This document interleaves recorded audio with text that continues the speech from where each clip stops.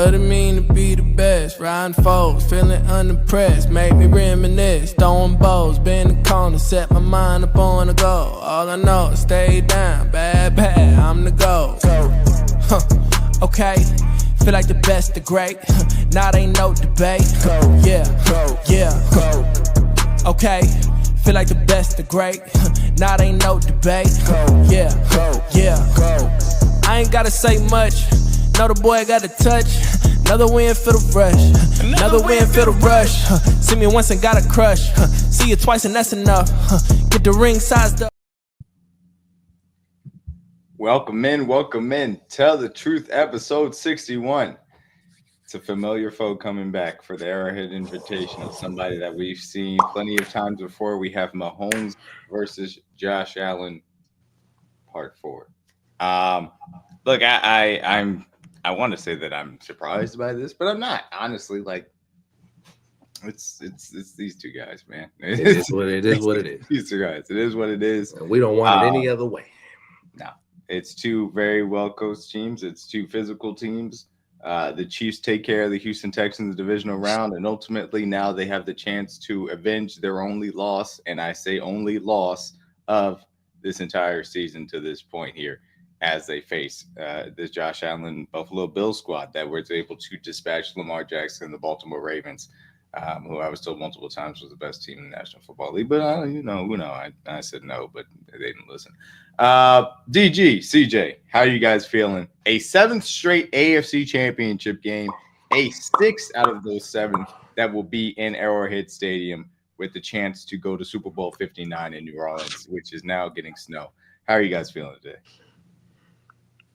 They just warming it up for us down there, DG. That's all they doing. That's all they doing. They know what time it is. No more Mr. Nice Guy, man. The fucking villain is here. The time is now. You don't want to see this. It's not what people wanted. They don't want to see the Chiefs go to New Orleans, try for history. Something that I feel is legendary that doesn't come around too often. Not too many times the teams get to make history. And they don't want to see it, man. You're officially, and I've been playing the role for real, but you're the villain. You know, you're not. And what they say, you either die a hero or live long enough to become the villain. And look where we are now. Guess you didn't take us out in time enough. So, I hope that Buffalo is ready. I fully expect this matchup to go differently. It's in our crib, and I fully expect our guys to be prepared and locked in and ready to go. It's no more Mr. Nice Guy no more. So, woke up the beast. Oh. It was only this time, 6 years ago, 7 years ago, we were in the same exact position for the first time, playing an AFC Championship game, playing like DG said, the villain. We were the David and Goliath moment, trying to take down a team that's been winning for 20 years straight. And you would have thought everybody, and I saw this picture on Twitter like a week ago, which I thought was hilarious. It was 2019. It was a tweet. It showed the map of who you think is cheering for the Patriots. And our whole map was all Chiefs fans, except obviously Massachusetts was all Patriots fans. And now in 2025, we have that same picture of the map. It's the complete opposite. It's the whole country hates us. Times have changed. Well, the coin flips, huh? They say when the shoe's on the other foot, or it's no fun when the rabbit got the gun. That's when they're all saying. You either die a hero or live long enough to become the villain. That's how it is, man. It's been a long time coming. I laugh because I just started having revisionist history and started reflecting what I was doing in life, school, college, work, and everything, family, to where we are now, night and day difference. I know I'm a better man than I was that time ago. I know our organization is clearly did a 360 from that moment, and just so many memories, so many good moments, and I'm beyond excited for this game. And it's crazy how I was telling DG, I'm more calm now than I was during that game. I was a wreck. I was emotional. I was nervous. Couldn't tell me anything about my feelings that week. And now coming into this game, we've been in these moments. We're built for this moment. We have a chance to make history, something that's never been done.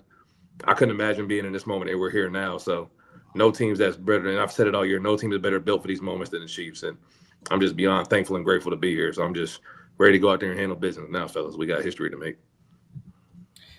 Yeah, look, man, it is kind of like looking in the mirror glass, or looking in the mirror from the standpoint of now you're the team there that is going to be the one that's expected to be there every single time, and also the one that's expected not only to win the game, even though you can argue about what the line says, and the villain you just are, and it's not as long of a run as the Patriots had leading up to 2018, but it is a run here that is unprecedented. It is a run that is historic, and obviously you are now 2 wins away from accomplishing something that no one ever has to this point.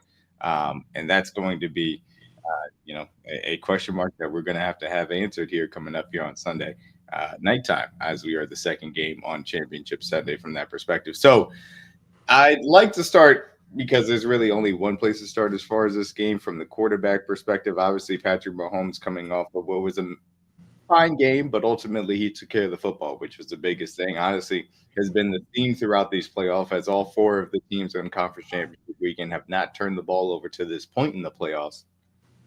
Josh Allen, in a similar sense, able to take care of the football, not having a spectacular game versus the Ravens, but still being able to make enough plays to get the job done as well. And I think really that's just the theme of it, being able to limit the mistakes on your side and take advantage of the other team's mistakes that they may make. That was the theme of the Chiefs win over the Texans as we move through this as well. So the thing I want to talk about as far as the quarterbacks are concerned, and this is a classic, talk show question, but I do think that's an interesting discussion here. Is it more pressure to be the chased or the chasee? Because Josh Allen is sitting here, is the second time in the AFC Championship game. It's the 4th time facing the Chiefs.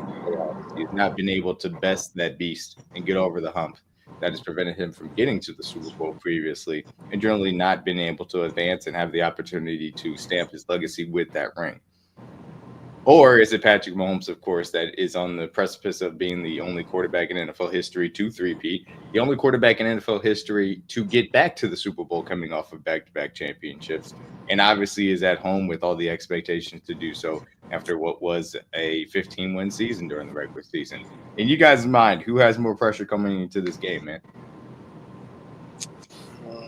I think it's equal, for real. I don't really think you can decipher or split it up. I mean, or say who has more when you really boil it down. Of course, Josh Allen has had success against the Chiefs in the regular season, and then we get to the playoffs and it's been a different story. So I know that's in the back of his mind. I know that's in the back on a lot of minds of the Bills fans and things of that nature. But I also think it's hard to be on top, to stay consistent, to continuously keep winning at the rate that you're going, and I think that also surmounts a lot of pressure around you. Can you continue to be perfect? Can you continue to erase the doubters and make people who continuously don't believe in you or who think you're gonna get knocked off continue to silence them, But I think great players like Patrick Mahomes live for those kind of moments. They thrive in those kind of moments just because they know that if you can prove all those people wrong, if you can prove all those doubters wrong, what's to come on the other side of it, So I think Pat. It's kind of funny because I kind of equate Pat to where Jordan was at in his career. There are a lot of people who thought he couldn't come back to the league and after he retired and do it again. And he proved all those people wrong. He did it against the same team back-to-back years. Ended their hopes and dreams. So maybe the Buffalo Bills are Pat's Utah Jazz at this point. Yeah, they'll get you a couple times. Sometimes they'll catch you in the regular season, or when it matters the most. I'm the one that's got the gun at the end of the day. So I think the pressure is equal on both sides. A lot of people. Josh Allen loses this game, it'll be the narrative. Can he ever beat Patrick Mahomes in the playoffs?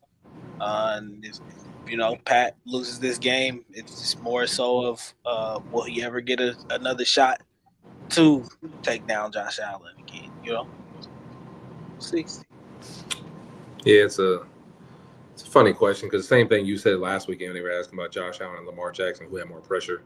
I thought it was equal because obviously both guys were probably both going to have MVPs on their resume, and neither one of those guys have been to a Super Bowl appearance, let alone won one when you have to go through 15 in Mahomes. So this week is it's pressure for different reasons. Obviously, Pat has pressure because he's trying to do something that's never been done before. Me and DG were talking off air. There's only been 2 or 3 teams who actually even been in position to three-peat, let alone actually do it. So that's a rare air to even be in this game here and in this moment to go get to it. The last team to go to 3 Super Bowls straight was ironically the Bills when they had the run when they went to 4 straight. So we're doing something that hasn't been done in a very long time. We have something that's never been done before. So Pat has his own level of pressure for sure. But then to DG's point, obviously Josh Allen's never beat him in the playoffs. They've obviously never won this game and obviously gotten past 15 and gotten past the Chiefs. So he wants that more than ever for sure. You can see it in his eyes. You can see the way he talks in his post games and his pressers. They know what it is, what time it is when they come up here. They're ready for the moment just like we are. And a lot of the players, and we heard their sentiments, they wouldn't want anybody else coming to Kansas City right now than the Bills. Like DMac said, it's the only team that beat us this year. No team rises to the occasion better than the Chiefs do. When the moment's high, they play their best. And all this year, when the fans were upset about the way we played and always winning these one-score games and making it so close, I actually appreciated all those moments all year when I was telling people we're built for the moments when they come into playoffs. Because as you know, all playoff games are ugly and they usually come down to one possession. That's just usually how they are. And when you play those games routinely and oftenly, there's I think there's not really pressure built for the Chiefs as far as that moment, or they're built for it. If anything, there's no nerves. There's no jitters. There's no arguing on the sideline. They're just calm and prepared mentally because they've been in these moments time and time again, whether it be coming from behind, whether it be keeping a lead, having to go kick to a field goal, score a game with a touchdown, get a stop. Nobody's been in these scenarios more than the Chiefs have. So that's why I have the ultimate confidence because I just know they know what to do when their number's called. So, equal pressure for sure for different reasons, but Josh Allen definitely has to eventually you got to do something in the playoffs because if you don't, you're going to be labeled Phillip Rivers. You're going to be labeled Dan Marino, guys that had great careers but don't win in the playoffs. So nobody wants to have that label. So I know they're going to give us a hell of a fight for sure. Yeah, of course. And the reality situation is, and this is kind of where I landed, which it may end up being a little bit of a hot take, but I think it's actually more pressure on Patrick Mahomes. The opportunity to three-peat, only comes around once in a career, realistically. That's just the reality situation. Brady never got the shot again. Montana never got the shot again. The Cowboys never got the shot again.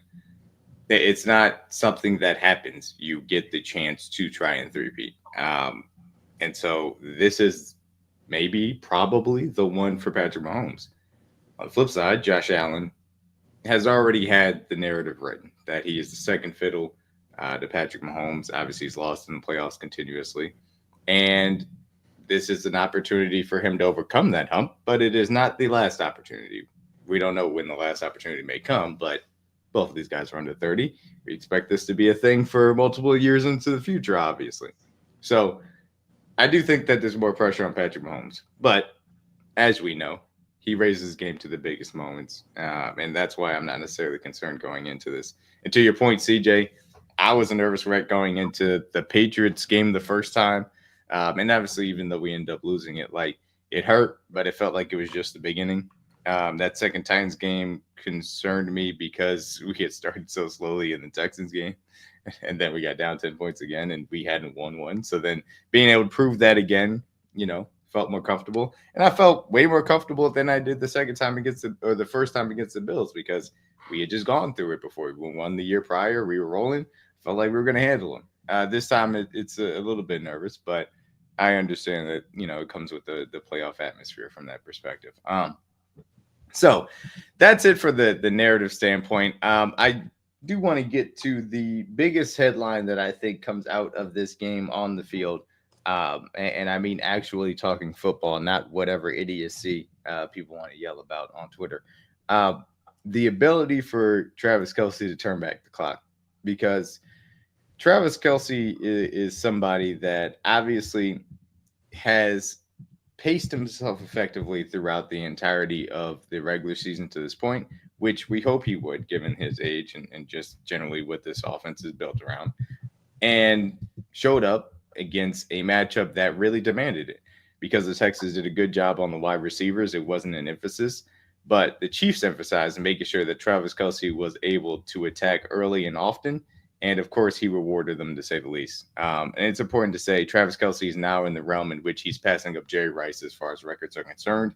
He has the most 100-yard playoff games in NFL history, point blank, period. It is not for a tight end. It's not for anyone.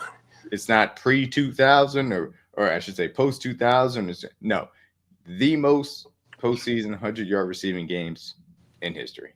And that's where Travis Kelce sits. He has a stake to the claim of being the best postseason receiver of the football. And that's just the reality of the situation. So we can go through some of the catches, but talk to me as far as Travis Kelce performance was concerned and what you guys saw in his ability once again to turn that clock back. Good. The thing I was most impressed is just obviously Trav's savviness and vintage, obviously breaking tackles and ways to get open, but the consistency as to when he released so many different ways. That's the thing I've always, and obviously me being a tight end myself, I've always been impressed about Trav, obviously being a bigger guy. He always figures out a new way to get off the line, whether it be inside release to break back out, vice versa, outside release to break back in. Obviously using his leverage, giving off a slow tempo, a faster tempo to get off the ball, maybe bumping a DB and then creating a separation, or letting the DB attack him to break his hands and get off of him. It's always something new and craftiness that he uses to get open. So, and as we all watched the tight end university camp that they run in the spring and summertime with him and Greg Olsen and Kittle and all those guys, and just the way that Trav talks the game and speaks to the game from a technician standpoint has always been the most appreciative thing to me, because Trav has never been like the crazy fastest guy. Obviously, when he was younger, he was faster, and granted, he probably would have scored on this play if he was like 4 or 5 years ago. So, but overall, like the technician of Trav that beat press continuously, whether it be a DB, a nickel, a safety, a linebacker, who's ever in front of him, it's really hard to get Travis Kelce off of his tempo and off of his speed. And even if you do happen to get your hands on him, he still finds a way to get open because him and obviously Pat have a great connection. So that's probably been the thing I've always had the most respect for 87 is no matter what the moment is, no matter who's guarding him, he finds a way to get open and make a play. And that's the marking of a great receiver, like DMac said. He just finds ways to get open and make plays for his quarterback and his team. So even at 35, he's still out there doing it, baby. And 87 is one of the best ever, if not the best ever tight end. So he going down as the GOAT in my book for sure. Yeah, and DG, before you hop in here, I did want to point out, I think this first play is indicative of what the Texans' kind of entire game plan was built around. And obviously you see Xavier Worthy and DeAndre Hopkins out here on the field. I mean, they're essentially going to, kind of, zone up the middle of the field. The Chiefs do a good job here kind of moving the pocket again, using that little, kind of trap option action, I'll say play action from that standpoint, getting Mahomes on the edge, using Noah Gray and Travis Kelce out of the backfield. In addition, Xavier Worthy does a good job pulling that cover 3 deep safety deep, and then just Travis Kelce doing what he does best, which is operating in the intermediate area. Mahomes with an expert throw over the defensive lineman, right on the money to the sideline as well. And that's what you're supposed to do when you have a corner route. Just, loft it right over there, get it on time and on target. But that was indicative of what the Texans' plan was to key in on the wide receivers and be aggressive towards the line of scrimmage, which you're going to see the outside corner here on the sideline view is really going to try and jump that Noah Gray route, which ultimately opens up the Travis Kelce behind it from that perspective. They ran the same concept to open a game versus Buffalo last year. They did. 4x1 set out of diamond. They just shifted it, but same concept. Mm-hmm. And this next one was also the same thing. You can see that they're trying to jump these shorter routes. As Hollywood Brown there at the bottom of the screen, they're going to jump on Noah Gray here. Both of them really going to key in because Stingley kind of, locks on to Hollywood. They're trying to get underneath Noah Gray. Aziz shades over and then just loses track of Travis Kelce on the backside there, and that leads to the long run, of course. And like you said, if he was a few years younger, he might have scored on this play for sure. DG, go ahead and give your thoughts as far as Kelce's game was concerned. And is he washed? Is he old? He too slow? Or was he trolling the whole season? I honestly don't even know what the Texans game plan was coming into this game. Get off. Seems like to me they were more concerned with what our receivers were going to do on the perimeter than what Travis Kelce could do over the middle. I guess they figured that he was just washed or something like that, or that he wasn't going to be as effective. But I think when the moments, these are those times when the moments are big, the stars step up. And we've seen year in and year out Travis Kelce. When we get to this time, when it's January football, it's my time. It's my time to take over, my time to do my thing. And I think you just saw that on Saturday. I think you can clearly tell he wants it more than anybody else out there on that field. And he's gonna work to get it. That's the freshest I've probably seen him all season. That's the best route running I've probably seen from him all season this season. I think he's rested, ready to go. I think that's why I said that the break would be that's a corner he broke off too. Yeah, the break would. Sorry, this reminds me real quick of the Denzel Ward route. From the division around a few years ago. I remember that one. Yep. Yeah. Keep going, PG. I'm sorry. Get off. Nah, that's why I said the break was beneficial.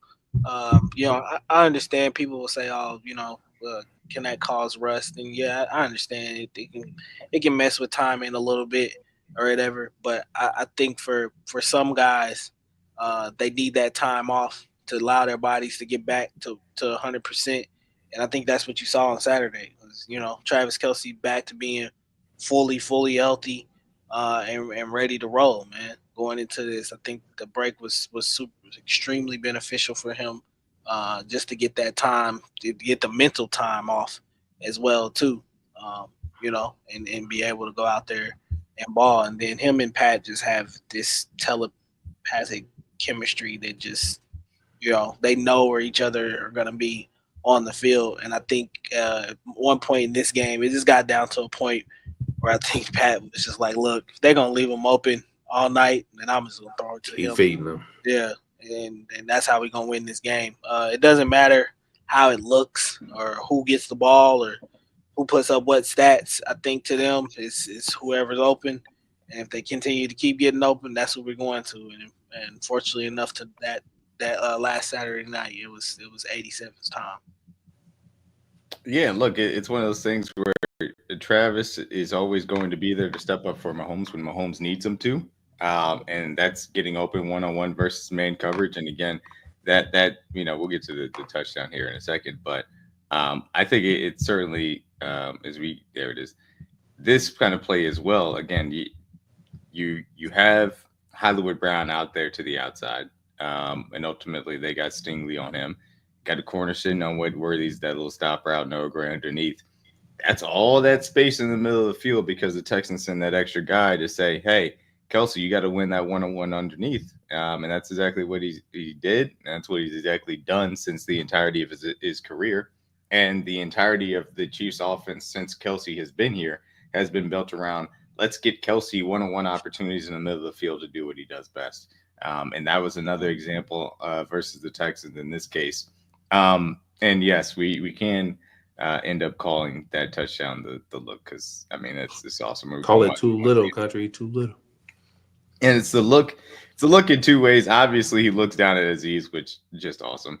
But it's the little look inside that he gives to Azeez's blind spot as well that Azeez kind of checks back for.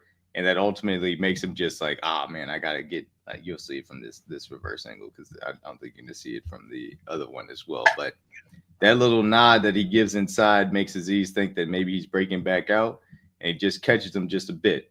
And then, Kelce's able to drift a little bit to the open space and Mahomes obviously hits him while falling down. And that's just the magic of 15 to 87 come playoff time. They're going to make those plays that you need them to make to ultimately push you over the top. And that was a crucial moment. Obviously, it was 13 to 12 at the time. And a massive, play from that perspective. And of course, that's one of those moments that's going down in history because of this picture. It just is. It's going to stay, as one of the last things. Put it on a shirt. She don't want no puppy. She want a big dog. A big dog. I was genuinely shocked the way that like obviously we all expected Stingley to be on like whoever our receiver was and as far as the number one when you're reading progressions. But after Trav started getting going, especially in the middle of the field, I was surprised they didn't cover him with him on third down. Because we all remember the Rams game a couple of years ago. They put Jalen Ramsey on Trav and it didn't end well, obviously. But you would think that eventually when a guy's cooking on like his 6th, 7th, 8th catch, like, all right, bro, if it's third down, somebody else is going to beat me. I'm not going to let 87 keep getting open. So I'm going to put my best guy on their best receiver. So I was genuinely shocked they didn't do that, really. I know it's not something they usually do, but that's what I was going to go to. I think that's for measures. Yeah, and I think ultimately that's going to be the most interesting thing as far as moving forward into what could be these next two matchups. All three of the remaining defensive coordinators, one's a rookie, in the Buffalo Bills. I think Andy Reid is going to have a significant advantage over. The Texans are going to play what they like to play versus that DeMeco Ryans defense specifically. And I don't think that they were prepared to shift their defensive plan into a double Kelce and still single up the wide receivers, or just try and have different wrinkles to make sure that Travis didn't end up getting off and cover them from that perspective. And we, know that the best defensive coordinator remaining would be Vic Fangio from that perspective. Dan Quinn's solid, but still. And he's adjusted his rules a little bit, and this is looking forward a little bit. But again, I still feel good about all of those matches because those rules are still in place for Andy Reid to break them from that aspect. But it is important to mention in this case, they did not do a good job of getting the ball to the wide receivers. And before we move on kind of to the defensive side of the ball, I do want to ask you guys, like, what is your concern level as far as being able to distribute the ball effectively? Because coming into this, we kind of felt like the offense was going to be able to get some things going a little bit more. And I think that among us, some of us feel like they held some things back. DeAndre Hopkins did not play that many snaps. Hollywood Brown played around half the snaps. They put a lot of heavy personnel. Peyton Hendershot got a lot of work as well. And that's not to say that they're going away from the 12 tight ends or the 12 personnel sets with 2 tight ends out there. But I mean, we got to get the wide receivers involved because the cornerbacks against the Bills, in addition to obviously what we can attack from a safety and linebacker perspective, have to be attacked because you expect that you're going to need to put more points on the board. So, I mean, how do you guys feel about what the wide receivers need to do next week and how Patrick Mahomes needs to get the ball to the wide receivers too? Good. Yeah. You can't have the same result as you had last week. Obviously, that worked and it got you through that game. But this game is set at a different magnitude. You for sure know that the Bills can put up points with you. So you're going to have to match their intensity on that side. And I think a lot of the production is going to have to come from your receivers. But I think that this Bills defense is more susceptible to giving up deep plays. I think their safeties can kind of be had at points in times. I think we kind of proved a little bit of that in the last matchup with Xavier Worthy being able to get down the field some. So I think that you're gonna have to you're gonna have to take some shots, man, and see if they're there. Especially maybe even early on.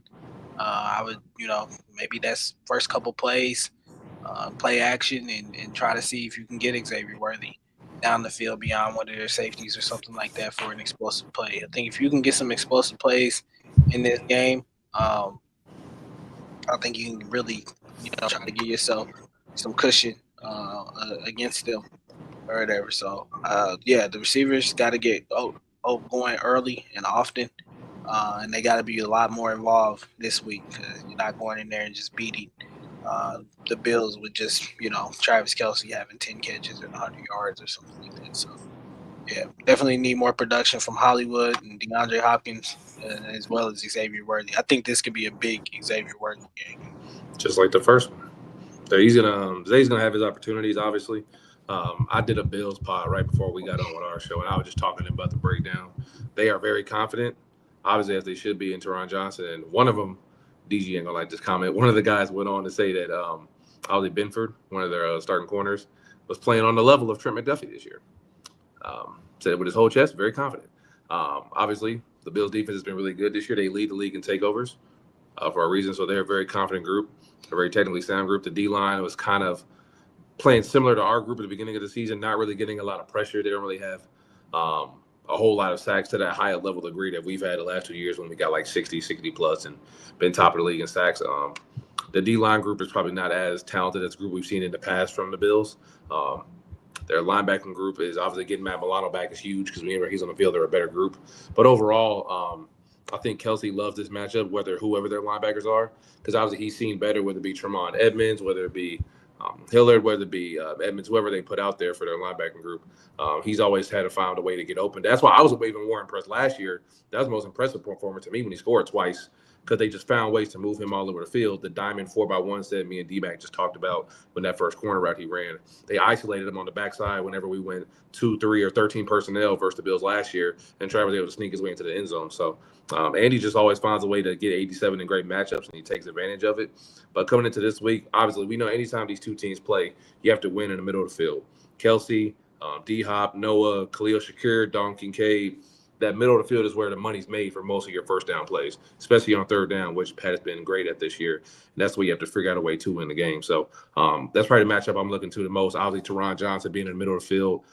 If Taylor Rapp plays or doesn't play, I know Cole Bishop is their other safety rookie that they've played a lot. So those guys would be ones I'm keeping the eye on the most for me, who lines up on Trav on certain downs and see how they're going to guard him in the first quarter. Kind of be like a feel-out moment for sure. But like D-Mac said, these guys know each other so well. McDermott, Andy Reid, they've been doing this for 8, 9, 10 times they've played. So there's nothing really too much new information outside of the wrinkles and little plays you've been saving for the big moment that you can really pull out. So, and look, this is the thing ultimately for me. And we'll get into the offensive line portion of this in a few, because it is a big piece of this from the perspective of how they have to hold up. But this team has not been an explosive team the entirety of the year. That being said, they had one, really good shot to Xavier Worthy with a combination route to sideline. Yep. They got it. Well, no, not the sideline one. The first one early on in the game where he caught it, got hit from behind, was able to secure that one. Oh, yeah. And he had the sideline one where he got completely open. Great catch. Lost a little, awareness, I should say, of the sideline. His patch throws kind of led him over there as well. Wasn't able to get his feet in bounds. You have to be explosive versus this defense. And I don't say that from the perspective of, I don't say that because I feel like, it's desperation. I feel like that's how you attack them. McDermott. The Ravens didn't. They didn't, but they did. They did. Bateman had 2 big plays. They were able to create some explosives to Bateman. They were able to create some explosives to Likely, because the Bills determined that they had to attack the line of scrimmage, attack Derrick Henry, and take away those aspects. And you have to make them pay for those decisions. The Texans made the decision early on to attack the line of scrimmage, to attack the wide receivers in the short passing game, and make it difficult for the Chiefs from that perspective. The Chiefs have the opportunity, if the Bills choose to do so, to attack these corners. And these corners are good. I'm not going to act like they're not, but they're not as good as the Texans corners. And I truly don't believe that the combination of that and their lack of athleticism at the safety position, obviously given the injuries, is another different question mark from that perspective. But even if both those guys are healthy, which we assume DeMar Hamlin is going to be, we'll see about Taylor Rapp. Even if those guys are out there, you still can get after these guys because they're not the greatest as far as athleticism moving backwards. And we saw the shot deep to Hollywood Brown, which I still think is a catch. Ultimately didn't matter because Travis Kelce made up for it immediately. But you have to take more of those shots. You have to get down the field and open that up for the rest of the game, hopefully, to be able to run the ball on a consistent basis and obviously use the middle of the field. So the biggest thing for me from the wide receiver perspective, yes, I think that there are going to be opportunities to get DeAndre Hopkins involved. Certainly, there have to be more than what we showed. I hope that it's because he just wasn't going to play a lot in this game, and that was the determination that they made early on. But you have to be able to push the ball down the field because that's how you can truly put the pressure on this Buffalo Bills team from a defensive perspective as well. And I think they'll have opportunities to do so as long as the offensive line holds up. Speaking of offensive lines holding up, though, I do want to get to the Tell the Truth tape of the week, which, shifting gears, would be on the other side of the ball because this was a historic performance as far as the Chiefs defense was concerned. 8 sacks, 3 sacks by one Mr. George Karlaftis. Charles Omenihu got himself a strip sack versus his former team. Felix Anudike-Uzomah got a strip sack as well, in addition to 2 tackles for losses and only 6 snaps on the field. And I wanted to say this before we got truly into the tape and kind of broke this down. This is a game in which Chris Jones only had about, a 15% pressure rate? Like, he didn't go crazy from Chris Jones' perspective. This is a lot of the others doing a really good job. And ultimately, if they're going to beat what is a really good Buffalo Bills offensive line, they're going to need a similar performance as well. But we're going to look at these sacks kind of one by one as we go through them and talk about what CJ Stroud did. And, how this kind of affected him, and how Steve Spagnuolo really turned up the pressure from that perspective and used a lot of simulated pressures to give some issues as well. And this is another kind of 5 down front or 5 look, I should say, as Nick Bolton's going to kind of walk up, threaten the guard from that perspective. And this was early on where Chris Jones just got his one of the game where he's lined up on the right tackle, which obviously had no chance to block Chris Jones one-on-one. That's a win. Yeah, and was able to get CJ Stroud on the field. And this is, what you come to expect from Chiefs defense, being able to get Chris Jones a one-on-one because you put Nick Bolton over the guard, and he absolutely whoops the right tackle. It's a rookie right tackle out there, guys. Yeah. I also love the design, the loop underneath from Omenihu. I feel like it allows you to keep the contain of the pocket as well too, which gives CJ pretty much no route to escape. Say if he was to get past Chris or whatever, because we obviously know Josh Allen can do certain things like that as well to break these kind of tackles and still try to extend these kind of plays. But I think if you keep your integrity, keep your rush lane integrity, and have something there to keep that contained, then it can help corral and keep those guys guys like this in the pocket. When you're playing like guys like him, you got to stay on his level. Don't ever get above or beyond his level. Stay on his hip. And you're going to need that from this perspective. You can see where the Chiefs level is at. When Chris Jones wins this, everybody's in front and kind of a wall of red jerseys in front as well. You're going to need to be creative in your pass rush plan from that perspective against Josh Allen, this good offensive line in general, but specifically, like you guys said, to keep him corralled, because he is going to attempt to scramble. We know he is very good at it, and he's going to beat you sometimes. But the lack of creativity in the first play or in the first game versus the Bills, I think, stuck out. They did not try a lot of variations in ways to try and get after Josh Allen as well. This next one, this is the Charles Omenihu one. And again, he teleports past the right guard here. Big C. Another good design. Nick Bolton kind of walking around. They've got Justin Reed threatening over the tight end there, giving a little bit of a look. And ultimately, Charles Omenihu is just like, well, goodbye. And the right guard kind of turns him loose a little bit, but also, boy, that was quick. He teleported right past him for that strip sack. I'll say that much. Yeah, man. Having Omenihu back in this matchup this time around is going to be very beneficial. He just brings a different type of juice to this defensive line, and I think he also allows for Chris Jones to get a lot more one-on-ones than he probably sees in his career.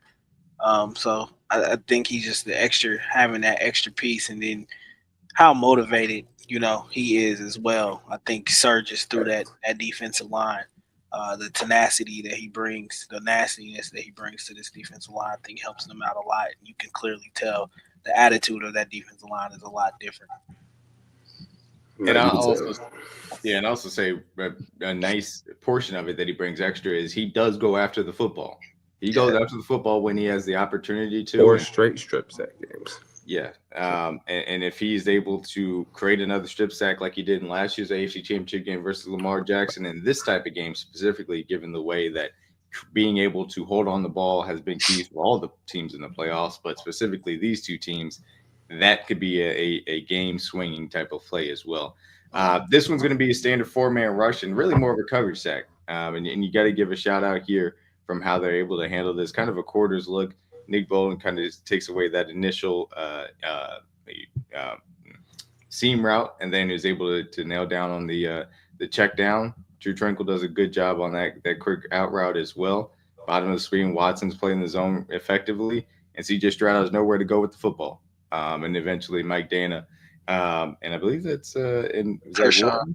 Yep. Yeah, and Wharton is able to combine for him. Big Turk. And I said, kind of going into this game, Tershawn Wharton was somebody to watch. There was a mismatch on the interior. There were going to be opportunities, obviously, to be able to get after him. And obviously, the center is going to slide to Chris Jones. So that's a one-on-one for Dana and Wharton. And even though it may take a little bit of a while, when you have the opportunity to attack, you have a chance to be able to get after these guys. And ultimately, that's what they were able to there with Wharton and Dana being able to corral them. One other shout out I do want to see. Justin Reed and Jaden Hicks, obviously with Brian Cook kind of being banged up earlier in the game, able to step in and do Jaden Hicks did a good job doing his job from that perspective. And they did try to use Nico Collins on the end breaker right here at the top of the screen. And Jaden Hicks played it perfectly, was able to stick with him. And that was a really good play from Jaden Hicks as well. And we got some good snaps out of him throughout the entirety of the game. I think we'll be able to see it as well from this angle too. Is that Mechie? My bad. I said it was Nico. No, they did a switch release. Yeah, that was Nico. Nico's looking flash right there. Yep, that's Nico. Mm-hmm. Nico's in the slot on this one. A little chip. A little two-way go. You could probably break in or out. Yeah, and this one here. Go ahead, DJ. It also got to a point, I think, once CJ got hurt, Spags, you could clearly tell just start dialing up the pressure. Sitting the heat more. Kind of knew at this point his mobility might be a little bit affected, so just send as much pressure as you can. He was frustrated, boy. Dude, on every third long, I was like, "Yeah, Spags about to bring it." And this was that fourth and long where they kind of thought about not going for it, and then they rushed it and decided to go for it. The Chiefs had a proper call on here. They got 3 down linemen and got 2 guys kind of over the guards as well. And they are going to send that 5 with the delayed blitz as well to try and get after the running back as well, so he can't help. And George Karlaftis, again, one-on-one to Dalton Schultz. And the Bobby Slowick, which is the Kyle Shanahan type offense, has very simple protection rules. And if you're able to break those rules, you can get these types of mismatches, which was, George Karlaftis on tight ends. And ultimately, we saw that a few times in this game. And shout out to Spags for being able to take advantage of them. And George Karlaftis to be able to execute that effectively and be able to get after CJ Stroud, obviously contributing to his big day with 3 sacks.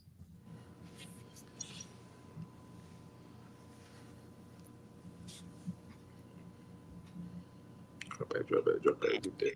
Oh, yeah, George. Quick off the line. Get off that jump. Come here, boy.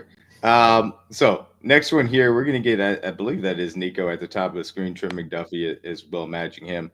Once again, Bolton right over that guard, trying to create a little bit of an extra advantage. He's going to drop out with the running back. They're going to get basically a cover 2-man look from this perspective. And this is one of the things, and I'll point this out quickly here, but really good coverage on the back end.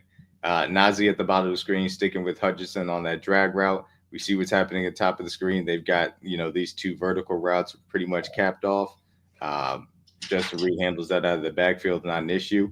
And ultimately, Karlaftis gets his second sack of the day. But the one thing I wanted to point out here is versus Josh Allen, like we talked about, those escape hatches, those are going to be important. But sometimes you can send those late loopers and catch a guy. Actually, yeah. It's going to show it. Actually, I was getting there. Watch what Charles Omenihu does here. Obviously, they're going to run that little stunt. Dana takes him up, and what looks like may have been an escape hatch for CJ Stroud, right here. Come here. All of a sudden, it is shut off, and obviously George Karlaftis is able to get all the way around Blake Fisher to get the job done.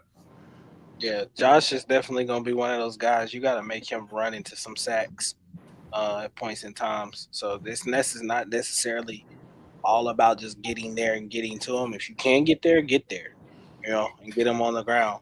Stay on his level at all times. But it's more just about corralling him and sometimes making him run into sacks. A lot of teams, honestly, they do it to Patrick Mahomes when they spy him and try to just keep him corralled into the pocket, not allow him to get out of the pocket and create. And I think Josh Allen is kind of the same way. You just gotta keep your rush lane integrity, not try to be a hero. If you can make the play, but it's more so keeping him in that pocket and winning with your other guys up front and running him into some of those sacks as well. I mean, from a defensive back, it's a good year. I was going to say real quick, and that is something that the Buffalo Bills, like you said, some people do it to the Mahomes. That is something the Bills did a lot during their first matchup, was sending those late loopers to try and cut off those beat gap escape hatches for Patrick Mahomes as well. We'll see how things adjust from that perspective. I'm sure that the Chiefs have talked about some of the wrinkles that they'll be able to exploit and how Mahomes deals with that in the second matchup. Go ahead, CJ. From a defensive back standpoint, obviously we know Jalen Watson didn't play during the last game, so I think it gives us a lot more flexibility up front. When you have both corners who know you can give you that extra second, that half second in coverage, to DG's point, when you have that extra split second, that allows your rush to get home more. So now you don't have to worry about trying to sack Josh Allen, which I think we made that mistake in the first game, instead of just corralling him. So if you stay on his level and keep him in the pocket, his eyes will go from his receivers and come down and look at focusing on the rush. And then he'll either miss and get a coverage sack, or he'll miss and get an incompletion. Or even if we run him out of bounds or he throws the ball away. Throw the ball away or incompletions or wins for us this week. It's not all about getting sacks with Josh Allen. So I think having your full complement of DBs will help you give your D-line more rush, as if they need the help right now because they're playing at a high level. But back and in the front end work hand in hand, and I think we're fully equipped to handle Josh Allen much better than we were back in week 10, week 11 when we played him? I think that's what it was. Yeah. Well, you certainly hope that you're a little bit better equipped, to say the least. But I will say this for certain: being able to have Charles, being able to have Charles Omenihu and Jalen Watson in this game is going to be massive on both fronts. And hopefully it allows you to properly attack their weapons, and then obviously that really good offensive line for the Bills on both fronts. Because you're going to Dawkins has been good this year. He's been really good. Yeah, and a guy like Josh Allen, you don't necessarily beat him because of his maturity. You don't necessarily beat him by attacking him. You beat him by being able to attack everybody else and not leaving him with good options from that perspective. Exactly. He is that great of a quarterback ultimately in that right. And also, CJ Stroud, in my opinion, given the circumstances, I thought had a damn good game. He made some really good throws. He extended some plays with his legs. He tried to extend some plays with his legs as well. Ultimately, we were just able to take advantage a little bit more often than not. So, yeah, we'll see. Obviously, George will have to finish off the sack here and move on to the next one here. Late action, you're going to get a blitz and drop out. They're going to get to a little bit of cover 2 look. And, again, this is one of those CJ Stroud trying to make something happen. I'll go the sideline view because it's important to see. 2 safeties are going to drop out, which you're going to see Justin Reed walking up, mugging up that A gap, Bolton get into the B gap. They're going to have the blitzer late, Shamari Connor, come from that slot position as well. They're going to drop George Karlaftis from the 3 take and Justin Reed from that mugged up A gap and get underneath, create that 4 under 2 deep look, and be able to wall things off. And ultimately, where you're messing with the protection schemes, it allows Shamari Connor to beat the running back and get into the backfield pretty easily. And it's a good job by Shamari Connor, beating the running back using that swim move. That's why you do the safety / linebacker running back drills in training camp, and then also being able to chase CJ down from the backside as well. That's exactly what I meant when you start containing the quarterback. He takes his eyes off of his progressions and starts looking at the rush.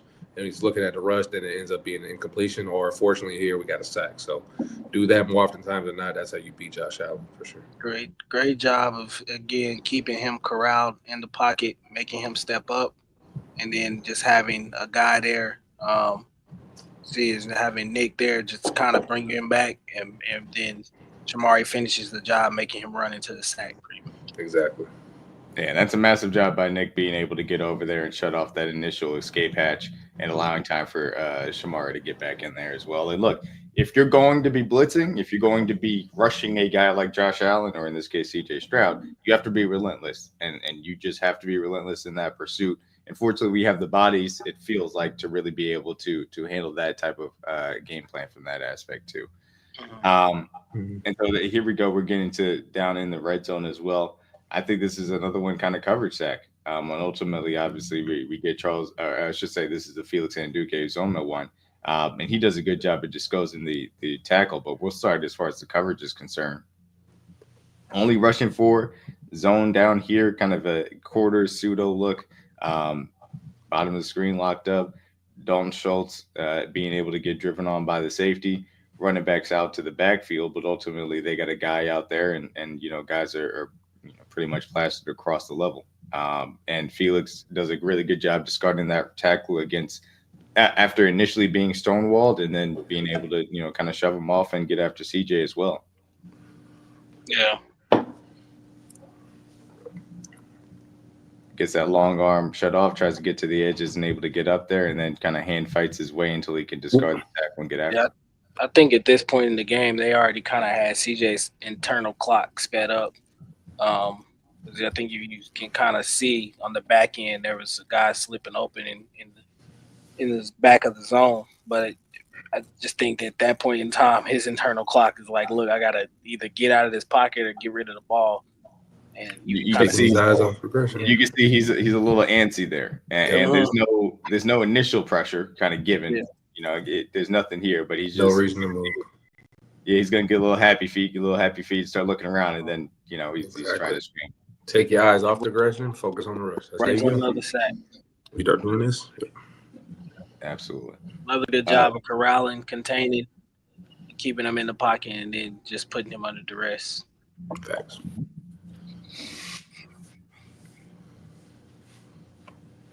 Absolutely. We'll roll the next one here. They do make a little bit of a shift, go to a straight 4-man rush. And again, because they kind of show that, remember earlier where they showed, Justin Reed and then kind of Nick Bolton walking up to the opposite sides of the line, and they sent the slot pressure. Again, CJ Stroud is trying to account for that, sends the line accordingly to the left from that perspective, and again leaves the tight end one-on-one with George Karlaftis. And even through the chip help, George is able to get past both of them and put CJ Stroud on the ground with, again, really good coverage on the back end. And again, when you have the ability to get pressure with 4, then you have extra guys in coverage to be able to handle what's being shown from that perspective. That bump, run that playback. That last one. Nick Bolton is so savvy on this play. Watch how he jams. That little extra nod he gave the D-line that 1 second to get home. Because that's where CJ wanted to go with the ball. Because they had the low receiver breaking out. He was trying to throw that ball to the back byline.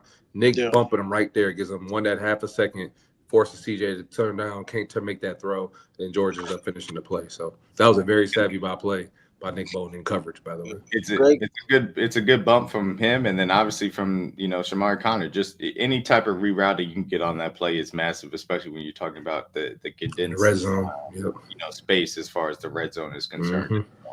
Yeah, great communication through the bunch set. These bunch sets are really hard to kind of decipher and communicate and pass off.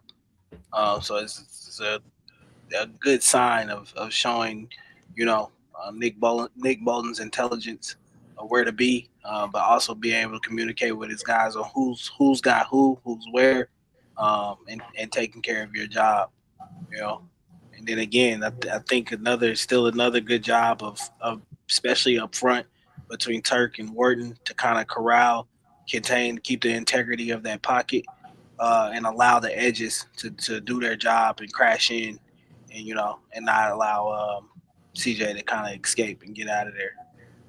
Yeah, and look, this is one of those things. CJ, I don't know if he necessarily got credit for the pressure here, but he does an amazing job of being able to walk Tunsil back into CJ Stroud's lap and make him feel that presence from that perspective as well. And obviously, Karlaftis, again, relentless to be able to shut off the escape from that aspect too.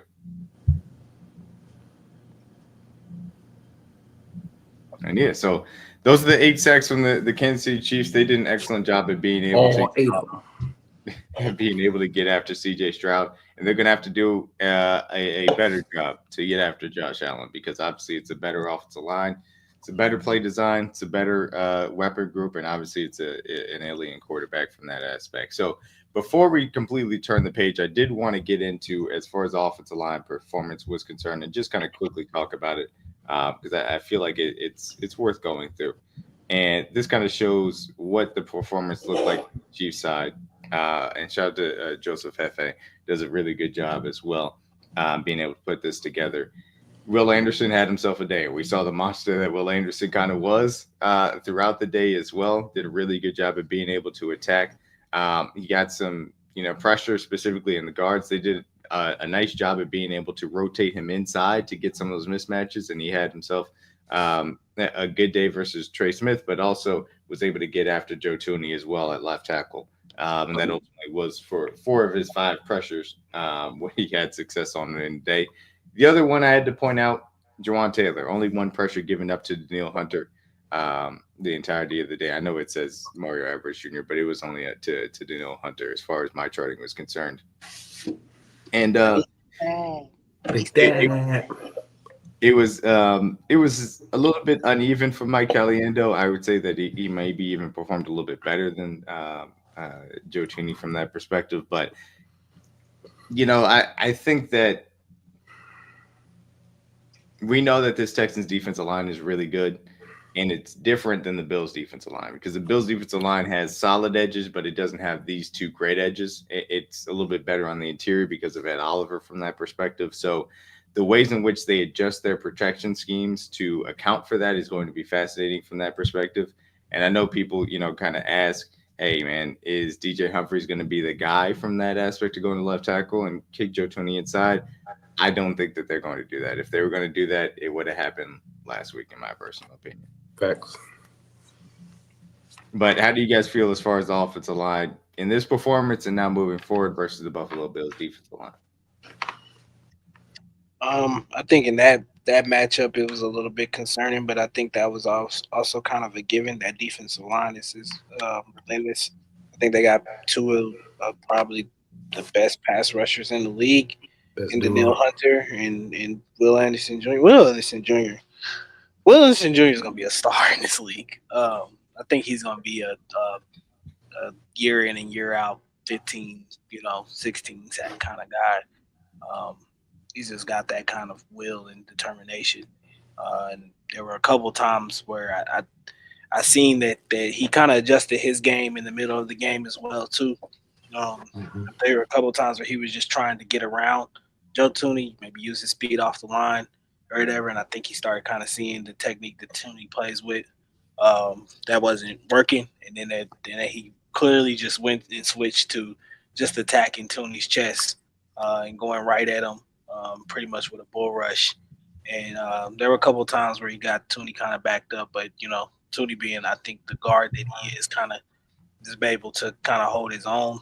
He may not have the arms or the arm length to hold that off sometimes or whatever, but I think the technique that he plays with allows him to recover a little bit better. But I think going into this matchup against the Bills, I think it kind of plays more into this offensive line's favor, just because I think they have a good pass rush, but I don't think it's not as good as Houston. Yeah, and that's no disrespect to Von Miller or to Greg Rousseau or anything like that. I think just sounds really good, yeah.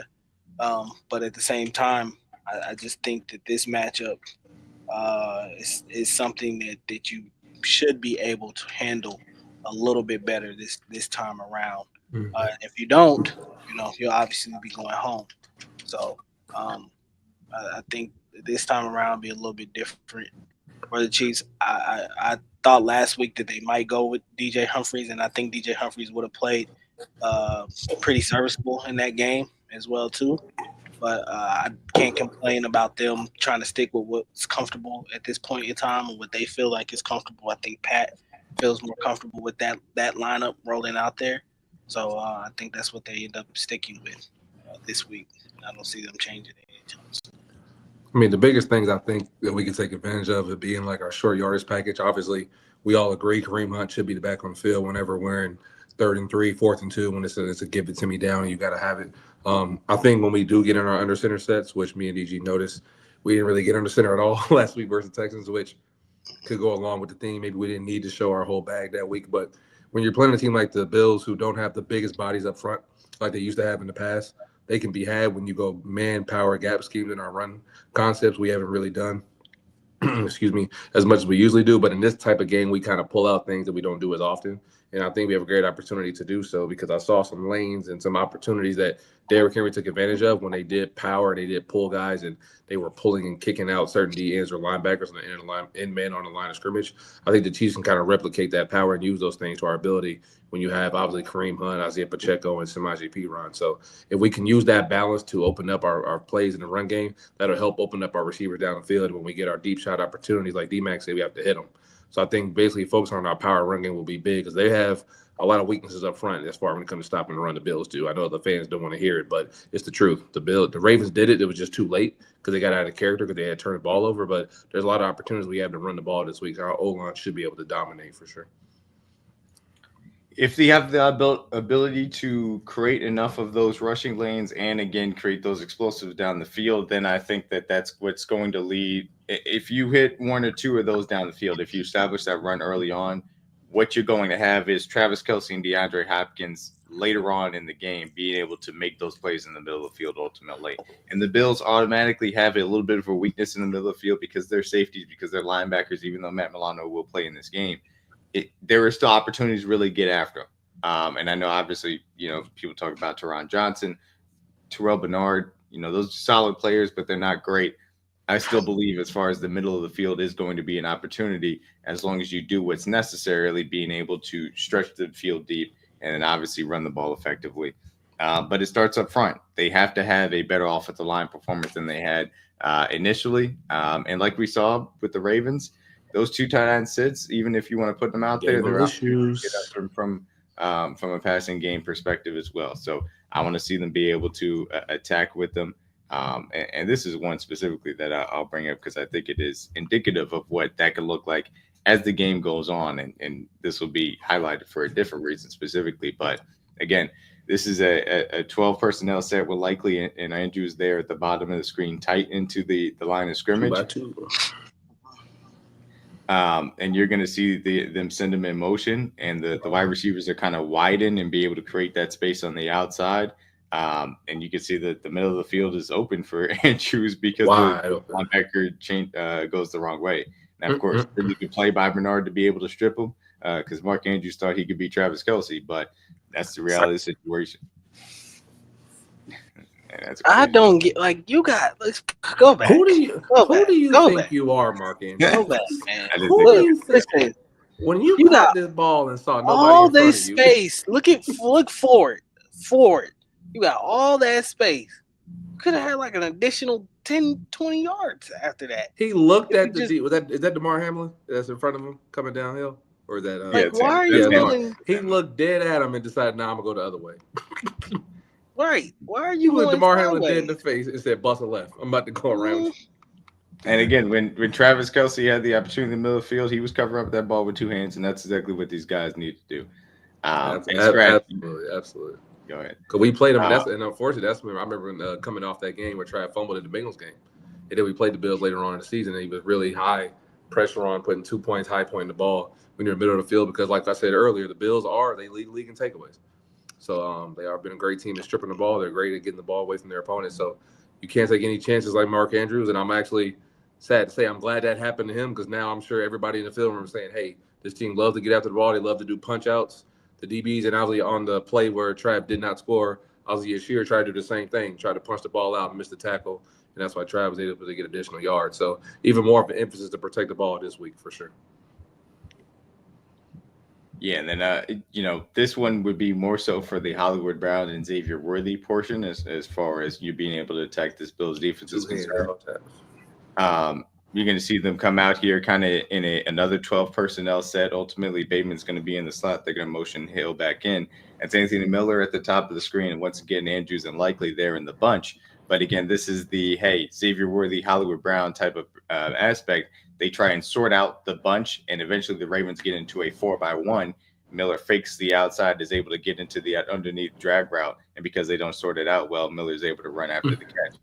Those are things, the 4-by-1 sets that are going to present opportunities to get after this Bills defense, and they have to take advantage of those specifically to create those explosive plays too.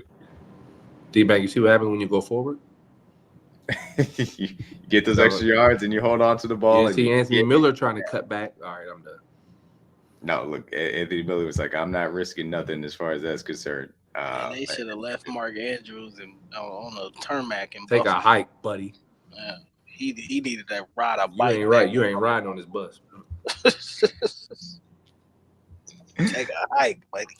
It's not an hour. Catch an Uber, buddy. They gave you life. Yeah. They gave you life. Get on the bus. Hey, your taxi over there. Whoa. Hey, yeah. Your bag over there. Yeah, it's over there. Go ahead. Driving back to we got your car. He'd be like, what you mean? I was going to get the snacks on the plane. What plane? What plane? What plane? Yeah. What snacks? What you talking about? Yeah, matter of fact, take Lamar with you. Don't worry about that. Your stuff going to be packed up at the facility. Don't worry about that. Bro, I can't wait to watch Hard Knocks tonight. When we done, I'm about to watch this. This is about to be the funniest episode. Boy, oh boy. I can't wait for this. Oh man, I can't wait to watch this. As soon as we get this off, I'm about to go turn it on. Boy, I can't wait. The in-season Hard Knocks curse continues. And it's that kind of game, bro. Thank you, God. Anybody who has been on the in-season portion has failed miserably in the playoffs. The Dolphins were on it last year. Didn't See go how that went. The Colts on it the previous year before that. Cardinals. See how that went. Mm-hmm. You don't want to be on that in-season Hard Knocks. It's not looking good. You're not that guy, pal. You're not that guy. There was one other play real quick that I did want to show there's two actually that I did want to show. Let me see if I can get to it real quick. I think this one's going to be that one. Because I think it's also indicative of, and this was one of the explosive plays that they were able to create. This is indicative of some of the issues that the Bills can have. And again, if you're able to establish that run early on, I think that's a massive piece of it. But this can be any three of the wide receivers, really. If you're able to threaten them and get those guys one-on-one, Rasul Douglas is fine, but he's not great. And ultimately, Isaiah Likely coming across the middle of the field gets the eye candy of Damar Hamlin. And he doesn't have the recovery speed to get back over the top. And Lamar Jackson beats him with his arm to Rashad Bateman there, and Rashad Bateman makes a good catch. That can be DeAndre Hopkins, that could be Hollywood Brown, that could be Xavier Worthy. There are going to be opportunities to attack. DMac, all three of those receivers were open. You saw that?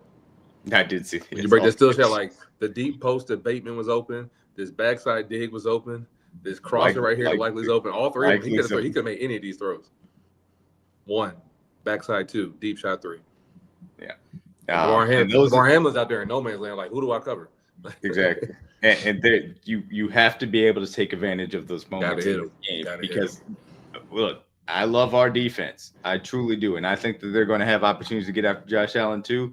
They're going to give up points. We have to put up our points on the other end as well, especially to try and put extra pressure on that Bills defense so that they don't feel comfortable just running the ball and try and drain the clock as well. Facts.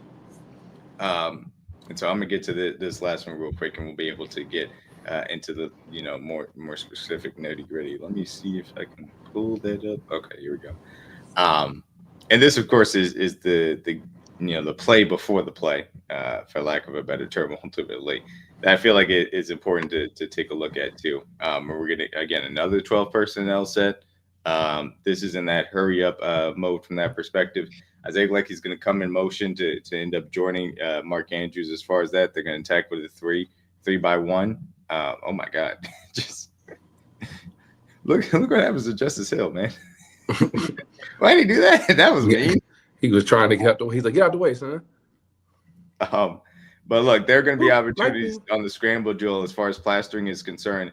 These quarterbacks are good, but they can't plaster, as long, as the Texans. And again, being able to block up these things from that perspective is going to be massive. We know Patrick Mahomes can create those plays. Isaiah Likely with a really nice sliding catcher from Lamar Jackson. That scramble is going to be open as well, because I think that they're going to have opportunities if you're able to block it up to give Patrick Mahomes the time to attack this Bills defense. So all that being said, we already talked about the Chiefs offense versus the Bills defense, but just quickly tell me one guy that you're looking for as far as the Chiefs offense to try and get after this Bills defense that you think is going to be incredibly key. Kareem Hunt. Gotta be able to run the football. If we balance it out the way I saw, and it's ironic how the Ravens complained all offseason about not running the football, and then they start the game exactly how they ended the game versus us with 2 turnovers. And granted, they got out of their character and started throwing the football more. And Lamar turned the ball over as well when he was throwing the ball. So you run the ball and establish the run early. When you do that, to DMac's point, you can give your receivers and your tight ends time to make plays early. You run the ball to win. Obviously, then you can throw the ball to make explosive plays later. But if we do that early, and the Ravens had plenty of opportunities where they created lanes and holes for Derrick Henry, I know we can do that same exact thing with a better offensive line, in my opinion. X gonna give it to you kind of game, man. Xavier Worthy has to be big in this game. Like I said, I think that those safeties for Buffalo can be taken advantage of, especially on some of those deeper shots down the field. We've been trying. It's been right there a couple times. I think this is the game where it finally clicks. Gotta hit it. You gotta hit it. You gotta have it. Even if it's only a couple of them, just to get some space underneath. Hey, MBS had 2. That's all I took. Yeah.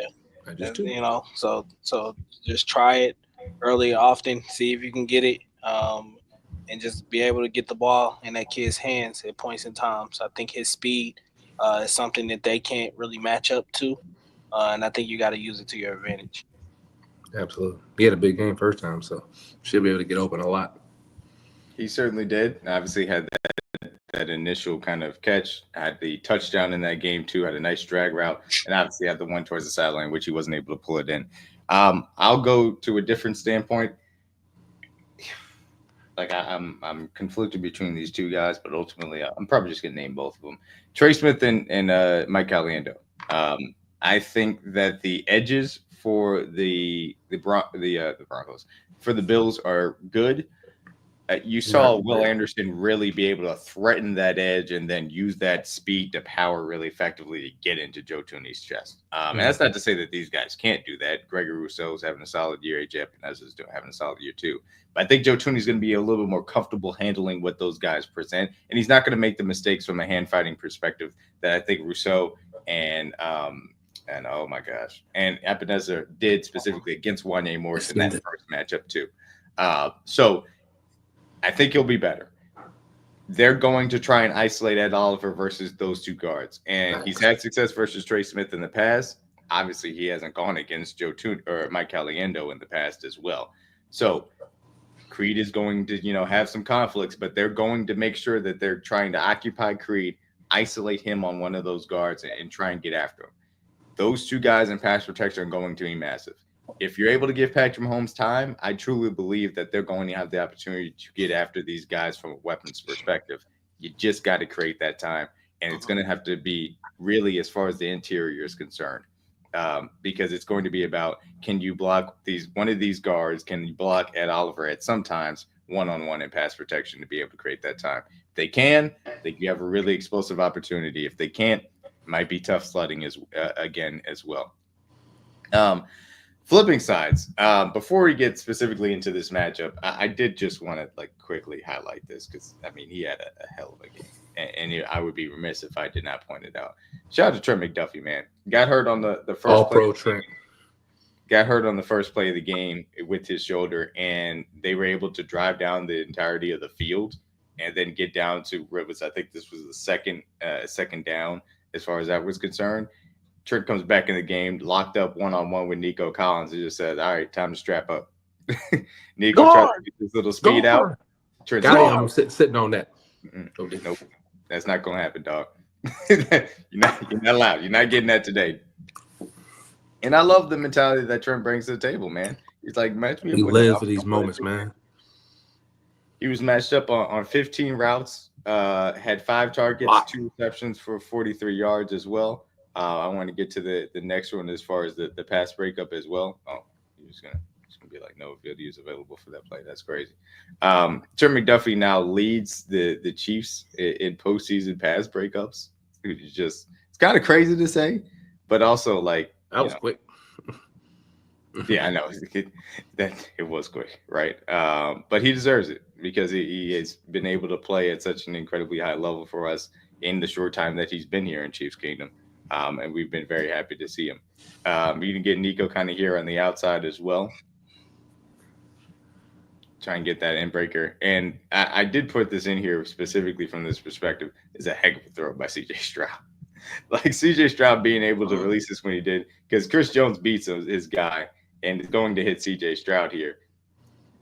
Justin Reed does about as good a job as you can ask to try and get underneath this throw. You know, he's a little slow, but still, CJ Stroud's anticipation into making that a catch. And that was the majority of like the nearest defender stuff that Trent McDuffie ended up giving up as far as that was concerned as well. Let me see if I can get to the other ones from this perspective. You guys can go ahead and talk while I try and find this real quick. Yeah.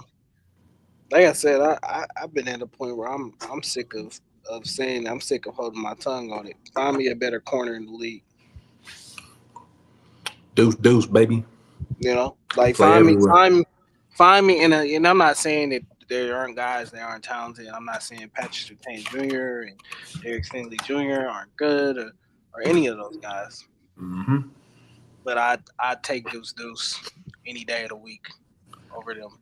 I just think the versatility that he can bring to this defense, and what what Spagnuolo has asked him to do this year, you know, at points in times, play the boundary, play the slot, come down and blitz, tackle, whatever, tackle and play and run support.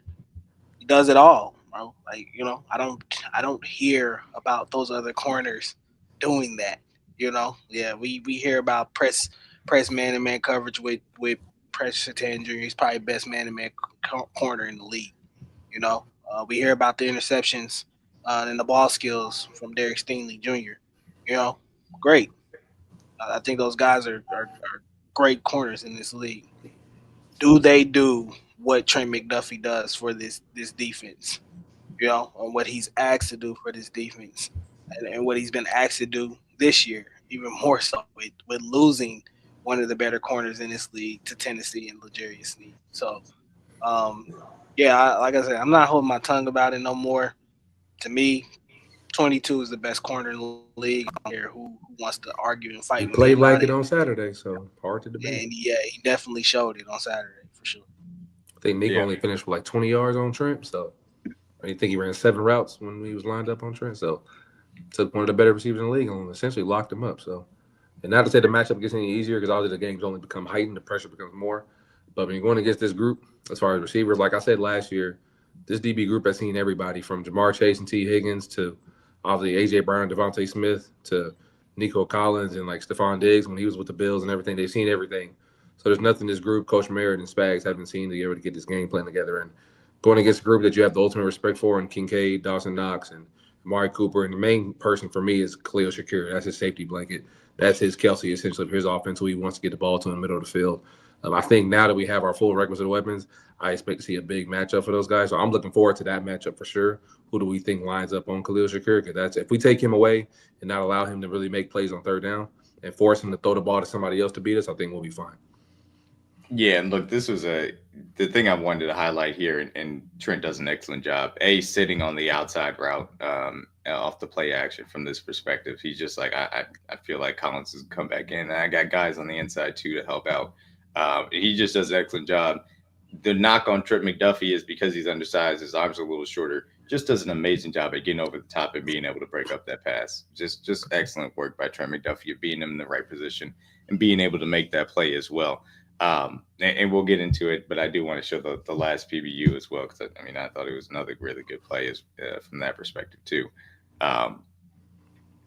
This one was by Jalen Watson, of course. Greg, that Hold Merchant.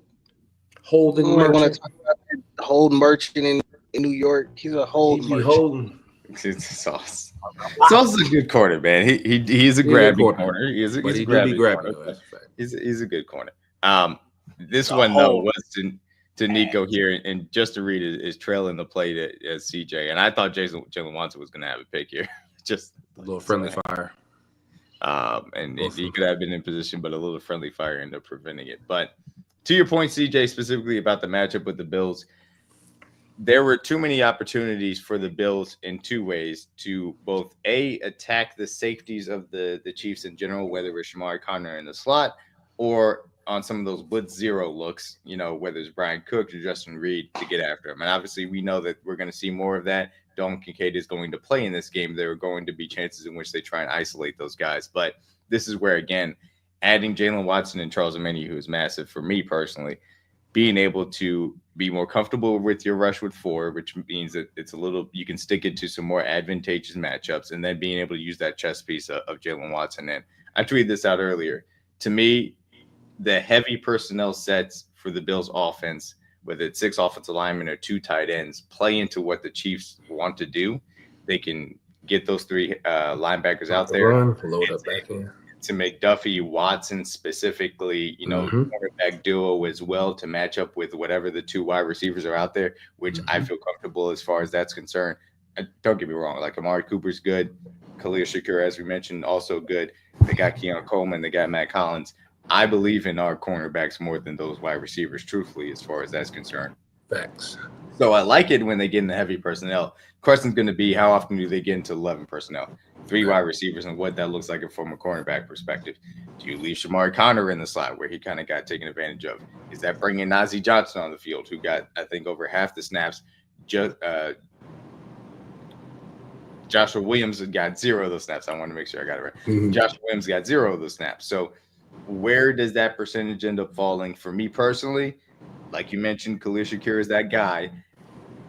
I would have Trey McDuffie in the slot, and I'd have Williams and Watson outside. Bingo. If they end up going with that from that perspective. We'll also see how much Jane Hicks ends up playing as well, and how that factors in the usage of Brian Cook, of a Justin Reed, of a Shamari Connor versus these tight ends as well, especially if it's 11 personnel and only one of them is out there. So all that being said, I like our chances.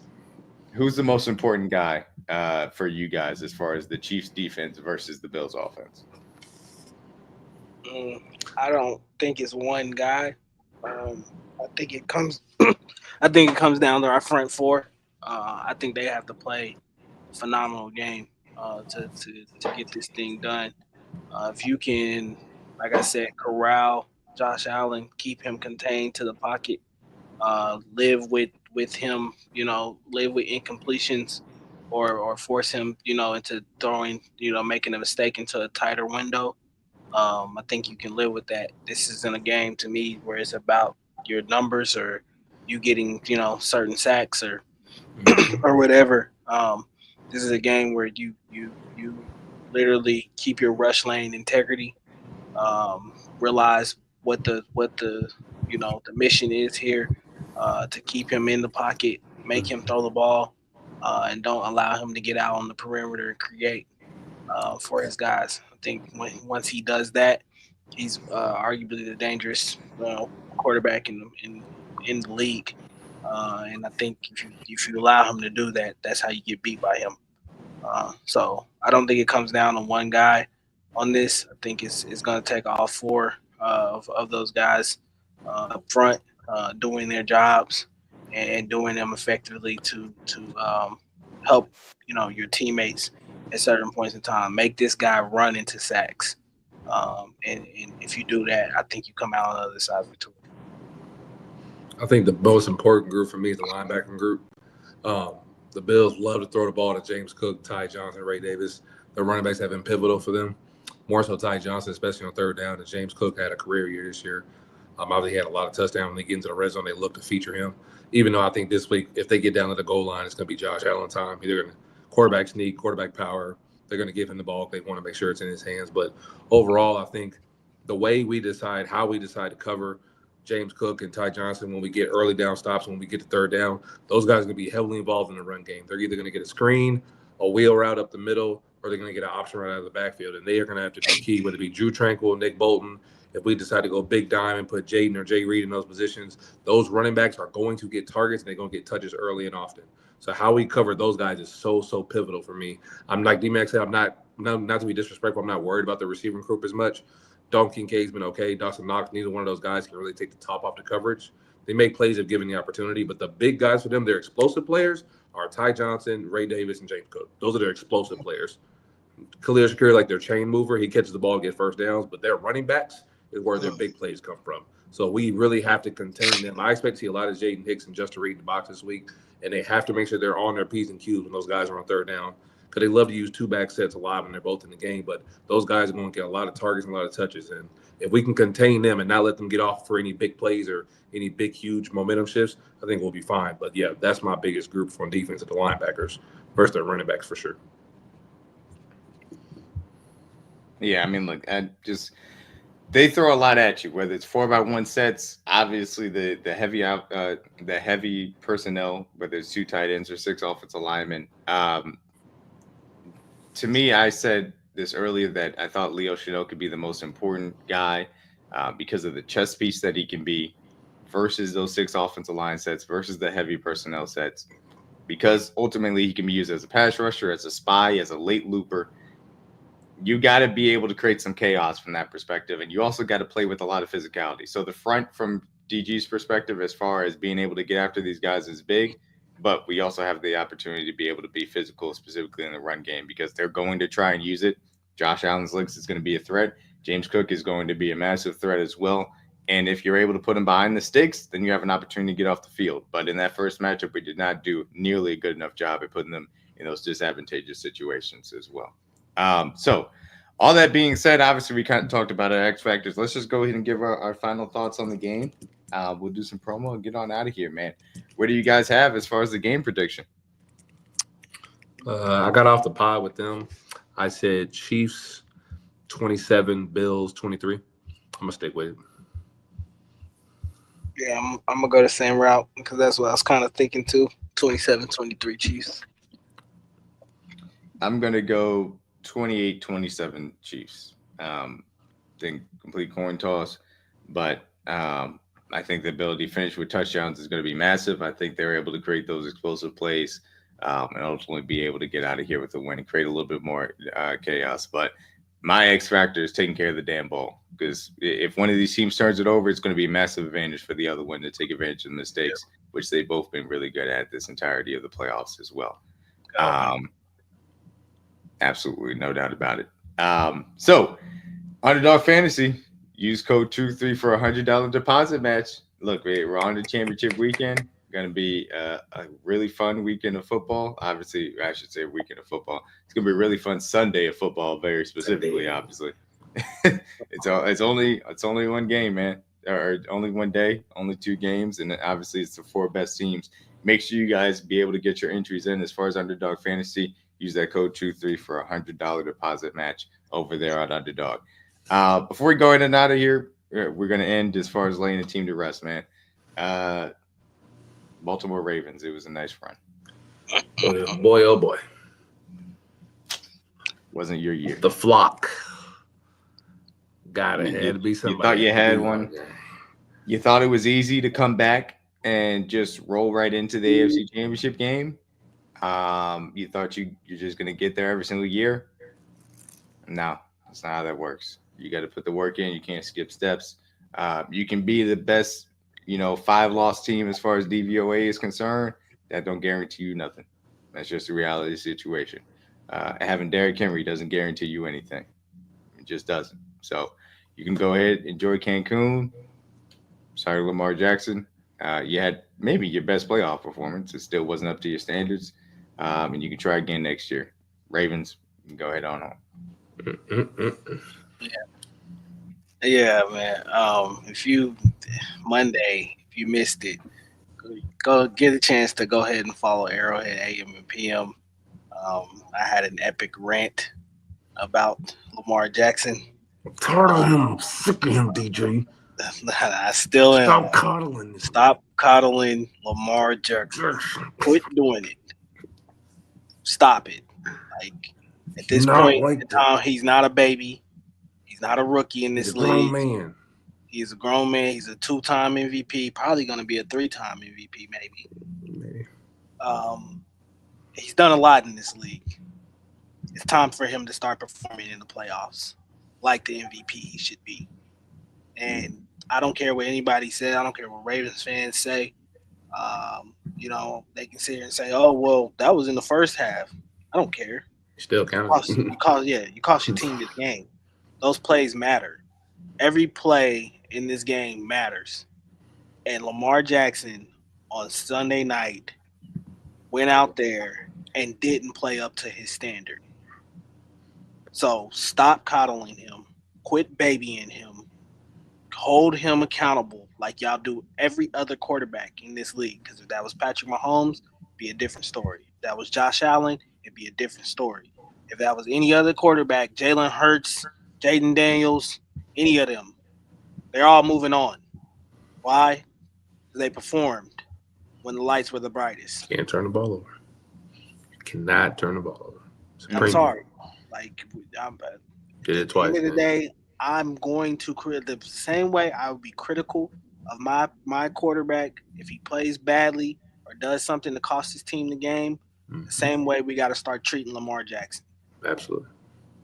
It is getting to a point now where look, I'm a black man myself.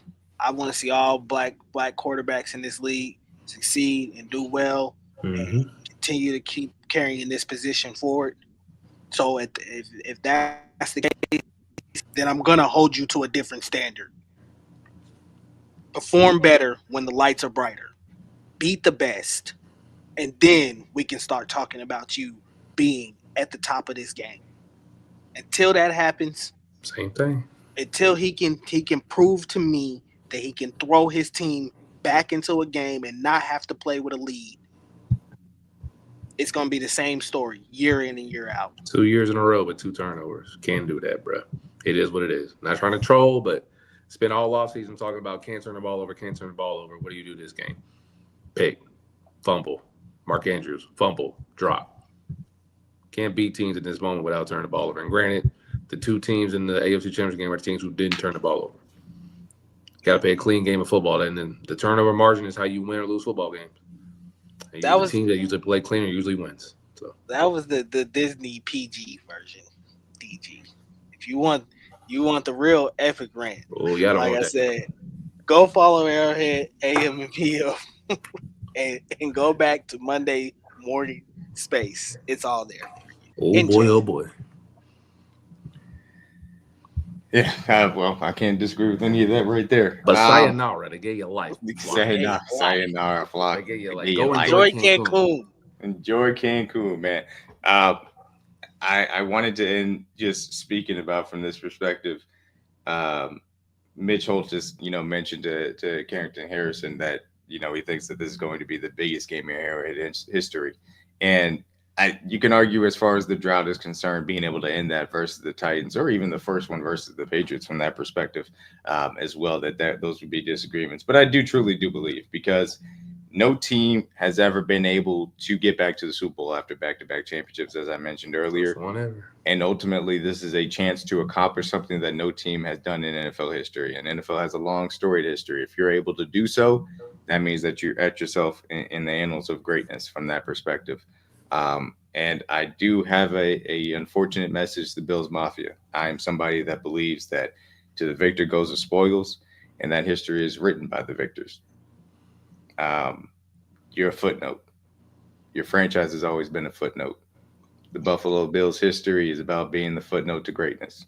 All 4 of them Super Bowls you guys got to, it's about being the loser to the other team from the NFC and being a story in what they were able to accomplish. 2020 AFC Championship game, it's about you guys being a footnote to what the Chiefs were able to accomplish winning the Lamar Hunt Trophy. 13 seconds game, it's about you being a footnote to the greatness of the Kansas City Chiefs once again. Last year's in the AFC divisional round game in Buffalo, you were a footnote to Patrick Mahomes' first road victory as far as the playoffs were concerned. Good luck. I'm sorry to tell you once again, you're going to be a footnote. Best of luck. Enjoy the show. And enjoy and get ready for Cancun. Don't miss. The time is now. Don't miss. If you want this opportunity, you aim for the king. Don't miss. I'm telling you now. Don't miss. Bring it in. Y'all know my slogan. The work always comes first, man. We worked all year for this moment right here. No better team that's prepared better for this moment, and I'm more prideful to be here right now. So I know they'll be ready. I know they'll be well prepared and focused and locked in. And now it's time to go out there and perform. Nobody performs better in these bigger moments than the Chiefs. So I'm beyond excited. I wish I was out there playing myself. These are the kind of games you live for. So couldn't be prouder, couldn't be happier for this team and get a chance to do something that we never thought I've ever seen in my life. And now I'm actually in the prime years of my life, getting able to see this and experience this with my friends is nothing better in life. So I'm just beyond excited for this opportunity. And obviously, if there's a lot of rumors going around, this may be Trav's last game or not. If it is, let's go out with a bang, man. No better way to go out like that, man. So let's go out there and finish business the right way and end the story on a good note. This won't be Travis Kelce's last game. Maybe his last game in Arrowhead, we will see. But it won't be his last game. I truly believe that. All right. All that being said, time to go make history on Sunday. We'll be back on Thursday for Kingdom Cast as well. Make sure you guys tune in, dog. And nothing else to say, man. Peace out. Go Chiefs.